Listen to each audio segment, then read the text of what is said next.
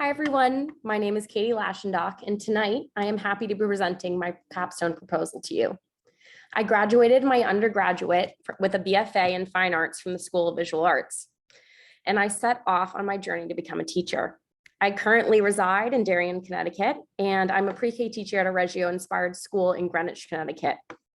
I'm an avid painter, and I'm currently intrigued with watercolors, as you see here, and the idea of creating a wedding invitation business possibly in the future. Also notable, I have a golden retriever, Eloise, who has been with me through the most challenging parts of my life, especially the last 6 years, and to say I would not be here without her would be an understatement. My capstone is titled Bringing Reggio Home, Inspiring Parents by Integrating Reggio Philosophies into At-Home Learning. My topic was wholeheartedly inspired by the 17 children I have had the honor of teaching and grow in the post-pandemic environment in my classroom this year. Before getting into my justification for my study, I wanted to briefly go over my thinking process through my capstone map for this project. While doing my preliminary research for this project, my assumptions that parents were not prepared for at-home learning during the COVID-19 pandemic were found to be true.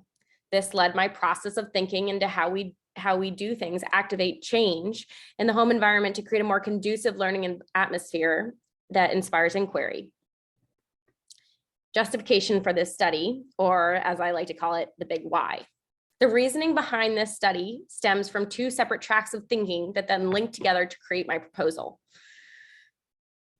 The first is that I observed through listening to conversations around my town in coffee shops, clothing stores, that parents were ill-equipped for at-home learning during the pandemic. This then led to what they explained to as a loss of a school year. In this issue, I find opportunity as a teacher to help guide parents to create better environments for learning in their home. Second, as a teacher in a Reggio-inspired school, I also yearn for the opportunity to bring Reggio philosophies outside of the early childhood classroom. While some scholars believe that this is a possibility, I found it difficult to locate any studies in which this theory was actually applied. I find this study to be a vital addition to society for these reasons. My research questions were built upon the basic idea of Reggio philosophies helping parents at home, and then expanded into the following questions. How can the Reggio philosophies effectively inspire a guide parents can use that foster environments that promote inquiry and creation while learning from home? What are the key components to developing a successful guide that aims to help parents create Reggio-inspired environments in their homes for elementary age children? And lastly, can a Reggio-based curriculum help build environments at home, extending remote learning, facilitating life skills that are not taught in traditional school environments?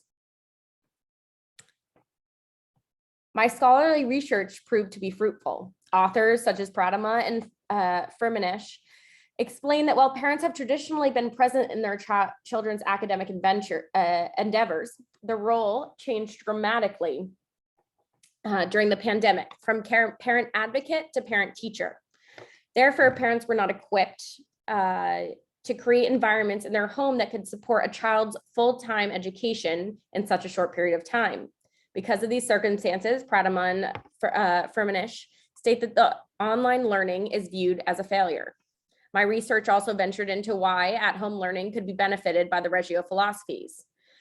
Krajewski and his fellow authors explain that they believe the Reggio philosophies can extend past early childhood education and into K-12 schooling because of ideas such as the environment being a third teacher.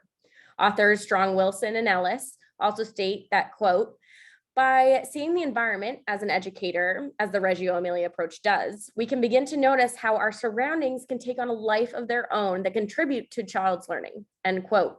These findings gave me validation to continue my research.